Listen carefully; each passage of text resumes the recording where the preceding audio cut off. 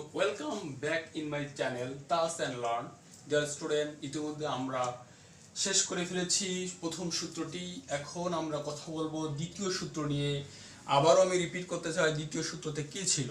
দ্বিতীয় সূত্র ছিল পাওয়ার সম্ভাবনা প্লাস না পাওয়ার সম্ভাবনা ইকুয়াল টু 1, নিশ্চিত ঘটনার ক্ষেত্রে সম্ভাবনা ইকুয়াল টু 1, অসম্ভব ঘটনার ক্ষেত্রে সম্ভাবনা ইকুয়াল টু 0।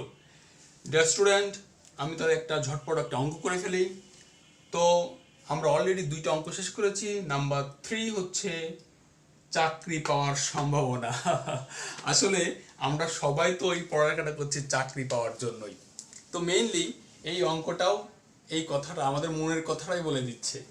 তো চাকরি পাওয়ার সম্ভাবনা 4/5 হলে চাকরি না পাওয়ার সম্ভাবনা কত?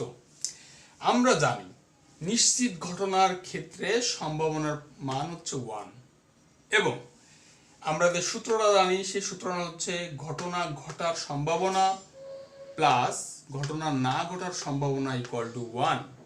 এবং আমরা যেহেতু একটা জিনিস দেওয়া আছে, পাওয়ার সম্ভাবনা দেওয়া আছে, সুতরাং আমরা না পাওয়ার সম্ভাবনাও বের করতে পারবো এই সূত্র থেকেই। এখানে যেহেতু চাকরি পাওয়ার সম্ভাবনা ইকুয়াল টু 4/5, সুতরাং চাকরি না পাওয়ার সম্ভাবনা ইকুয়াল টু 1 থেকে বিয়োগ করতে হবে। যেহেতু আমার এই দুইটার যোগফল ইকুয়াল টু 1, একটা আমি পেয়েছি, সুতরাং 1 থেকে যদি এটা বিয়োগ করি তাহলে আমি চাকরি না পাওয়ার সম্ভাবনাটাও পেয়ে যাব। তো যা আমরা এখানে লসাগু করেছি, লসাগু করে পরে অ্যান্সারটা হয়ে গেল। ওকে, সবাইকে ধন্যবাদ।